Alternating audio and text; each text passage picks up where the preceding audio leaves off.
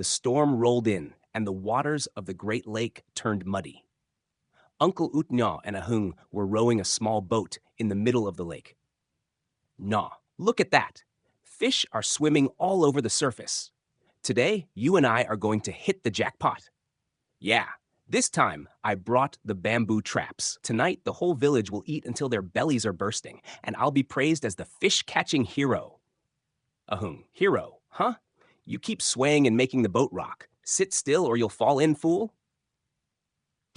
Hey, it's the wind, not me. This is just a little boat, not some big fishing barge. Before he could finish, the water under the boat suddenly surged. The whole boat tilted and flipped. Ah! Help! Save me! Nya, grab my hand! Pull me up! Utnyaw managed to cling to a tree branch by the shore, but Ahung was pulled down by an unseen force. His desperate cries echoed and then disappeared into the cold water. By dusk, the whole village gathered at Ahung's house. On the altar, there was only his photo, incense smoke curling thickly in the air. Ahung's mother, weeping, beating her chest. Oh God, my son! How could you leave your parents like this? Without finding your body, how can I even bury you? Ahung's father. Others at least have a grave, but my son, even his spirit has no place to rest. Villagers whispering, so tragic, without a body, his soul can't find peace. Suddenly, the temple doors opened. A tall figure dressed in a black robe, holding a whisk, stepped inside. Windao Trung, stop your crying.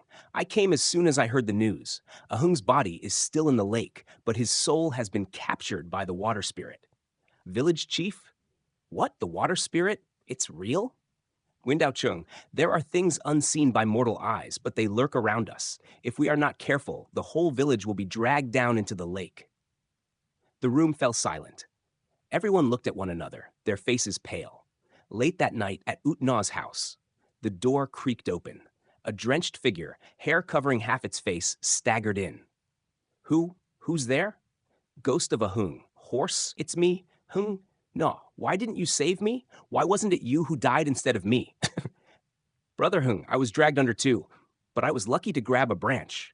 I didn't mean to abandon you. Ghost of Ahung. Liar! It should have been you. Why me?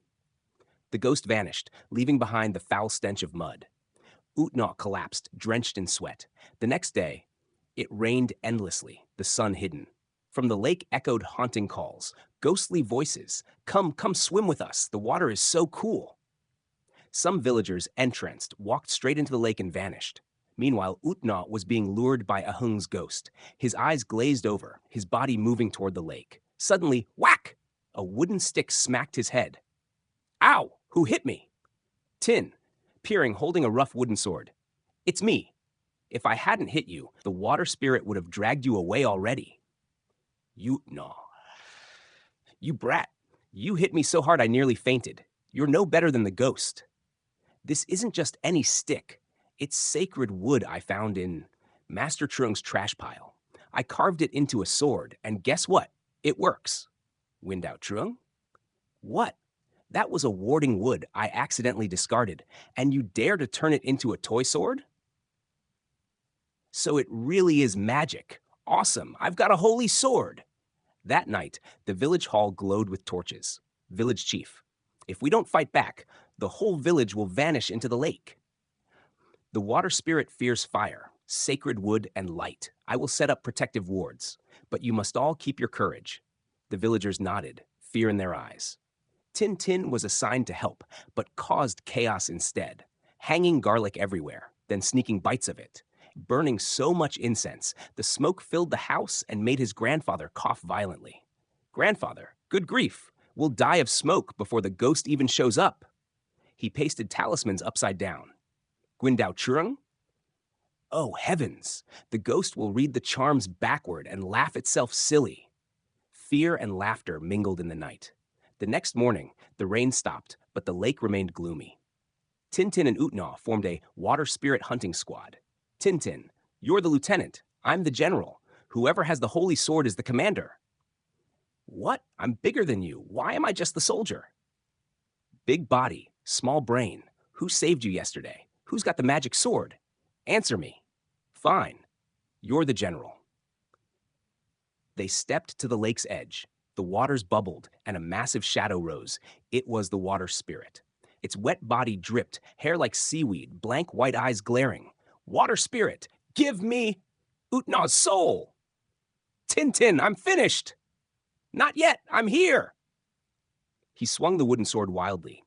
Each strike released sparks of light, forcing the spirit back, but its long, tentacle-like arms wrapped around Utnaw, dragging him into the lake. Help me! Pull harder. I don't want to live underwater. You're too heavy. You'll break my back. The water spirit yanked both of them out into the middle of the lake. Waves surged high, ready to swallow them whole. At that desperate moment, a powerful chant echoed. Nguyen Dao Trung appeared at the shore, raising his whisk and casting talismans. A column of fire struck the lake like lightning. Nguyen Dao Trung, evil spirit, return the soul to the living world. The water spirit shrieked as its form dissolved into black smoke. Ahung's voice cried out one last time before fading into nothingness. The great lake grew calm again, its surface smooth as if nothing had happened. Gasping, Utnawt crawled to shore. Thanks to you, kid, or I'd be meeting my ancestors by now. Tintin. See? I'm the hero. From now on, you have to follow your commander's orders. Nguyen Dao Trung shook his head, though admiration flickered in his eyes. The villagers cheered. But Tintin's grandmother stood, hands on hips. Grandmother, hero, huh? Using Master Trung's warding wood as a toy sword? Go clean the yard for me, hero. The villagers burst into laughter. The fear gradually faded, leaving behind a tale both terrifying and hilarious, about little Tintin and his battle with the water spirit.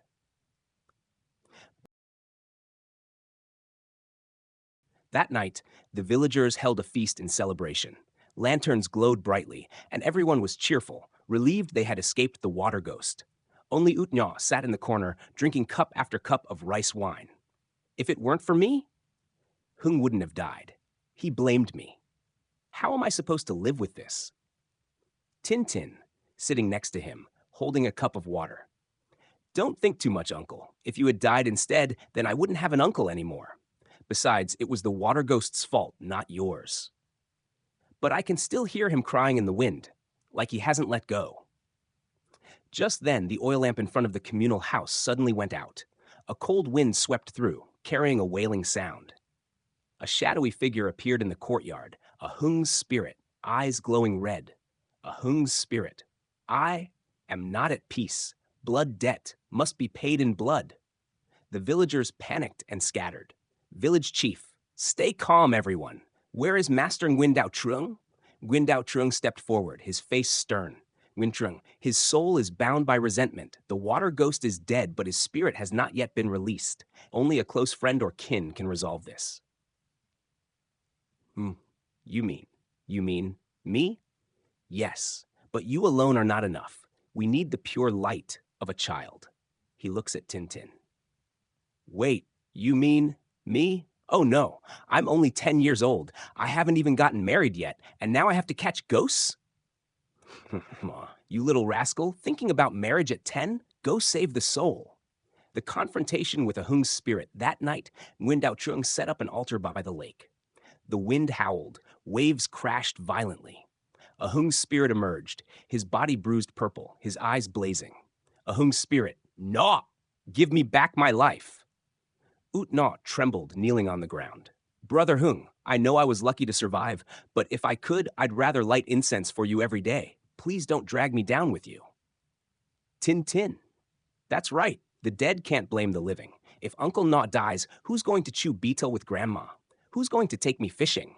Ahung's spirit? Silence! What would you know? Tintin gripped the wooden sword he had picked up from Nguyen Dao Trung's pile of junk. A faint glow shimmered on it. The boy carries pure spirit. Quickly, recite the incantation with me and lead his soul back to the ancestors. Tintin raised the sword. But instead of chanting properly, he accidentally shouted out a childish nursery rhyme. Tintin, yelling. 3 old ladies went to sell piglets. One lost her basket. She only had a jar. The villagers froze. Utnaw fell backward. Nguyen Dao Trung nearly bit his tongue in shock. Heavens above! What in the world are you chanting? But strangely, Ahung's spirit started laughing. At first, the laugh was twisted and eerie, but then it slowly turned into sobs. Ahung's spirit. I was only angry because I never made it back to my parents. No, live in my place. Don't waste it. With those words, Hung's spirit dissolved into a white mist, drifting upward into the sky. The lake grew calm again. The ending. At dawn, the first rays of sunlight pierced the sky after days of endless rain, shining upon the lake. The villagers knelt and gave thanks.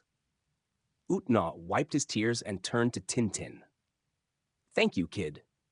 If not for you, I'd have followed Hung. See? Who's the hero now? You were shaking like a scared chicken the whole time. Grandma. Hero, my foot. Last night you nearly made the spirit laugh itself to death with that silly rhyme. The entire village burst into laughter.